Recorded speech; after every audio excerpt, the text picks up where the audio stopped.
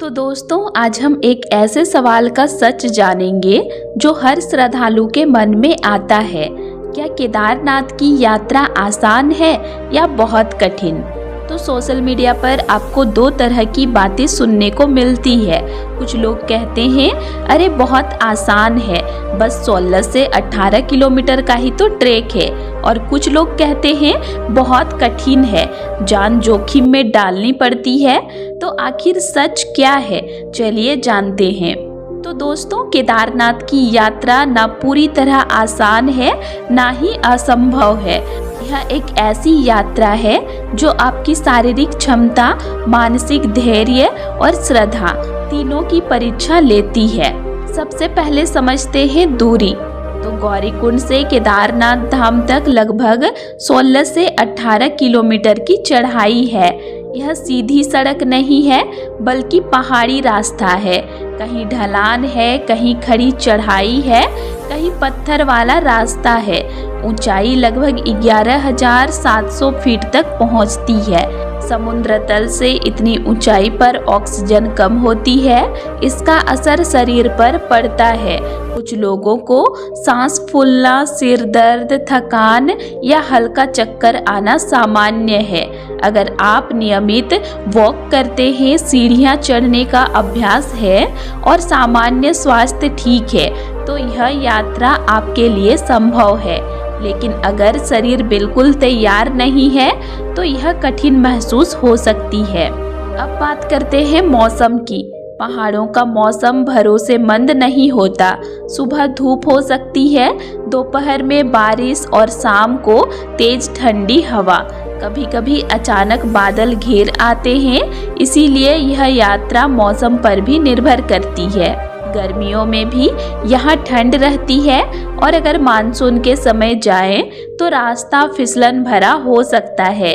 इसीलिए मौसम को हल्के में लेना सबसे बड़ी गलती है।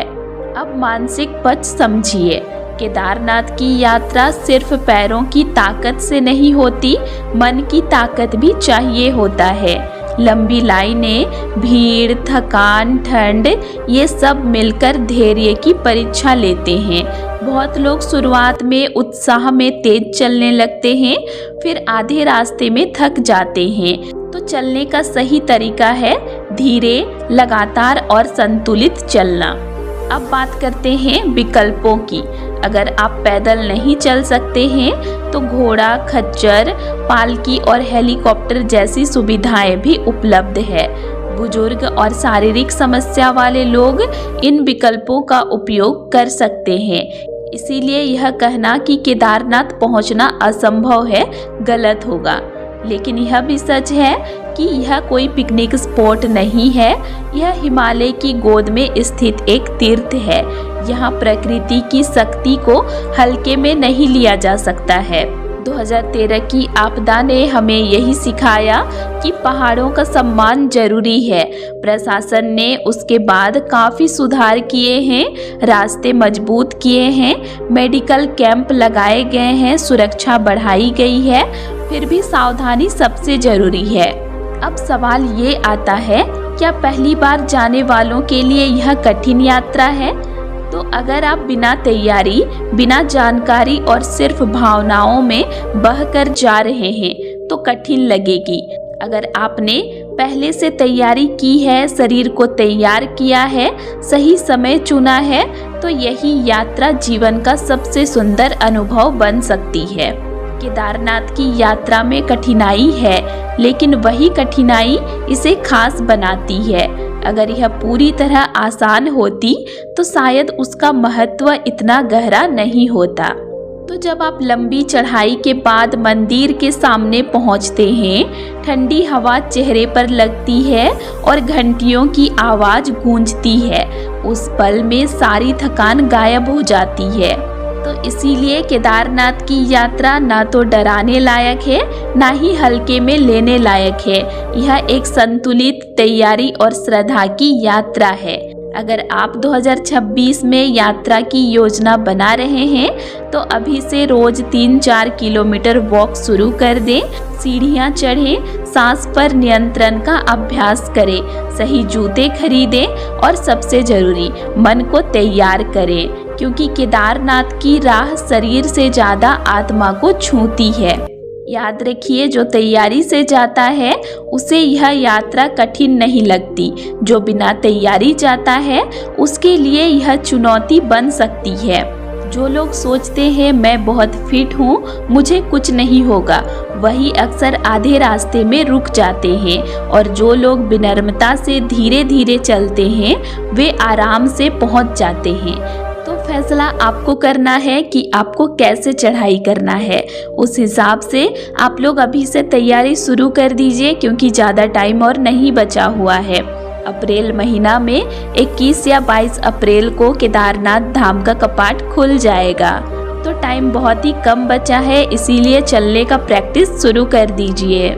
इसी के साथ दोस्तों, आज तारीख हो गया 8 फरवरी और अभी केदारनाथ धाम का नज़ारा काफ़ी खूबसूरत है। चारों तरफ बर्फ़ ही बर्फ़ है और केदारनाथ मंदिर बर्फ़ से ढकने लगा है।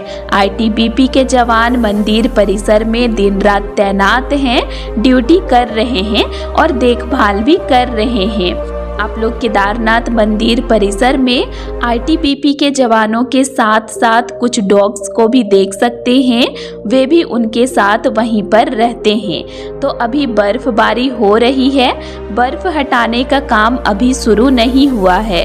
रास्ते बर्फ से ढके हुए हैं। मार्च का महीना में रास्तों से बर्फ को हटाया जाएगा। अभी काम शुरू नहीं हुआ है, यात्रा का तैयारी अभी नहीं शुरू हुआ है। अभी जो आईटीबीपी के जवान केदारनाथ धाम में रहते हैं वे अपने चलने के लिए सिर्फ बर्फ को हटाते हैं और रास्ता बनाकर चलते हैं। तो अभी बर्फबारी रुकी नहीं है, बर्फबारी हो ही रही है और नज़ारा काफ़ी सुंदर हो गया है। लेकिन अभी कोई भी श्रद्धालु वहाँ पर नहीं है, क्योंकि खतरा काफ़ी ज़्यादा है, ठंड भी काफ़ी ज़्यादा है। इसीलिए आप लोग अभी सिर्फ वीडियोस के माध्यम से बाबा केदार का दर्शन कीजिए और जब कपाट खुल जाएगा तब आप लोग जाकर बाबा केदारनाथ का दर्शन कर सकते हैं। और अगर अभी किसी को बाबा केदारनाथ का दर्शन करना है तो वो ऊखीमठ के ओमकारेश्वर मंदिर में कर सकते हैं। अभी बाबा केदारनाथ वहीं पर विराजमान है। तो दोस्तों, आज के लिए इतना ही और आप लोगों को मेरा आज का इन्फॉर्मेशन कैसे लगा ये मुझे कमेंट करके ज़रूर बताइएगा।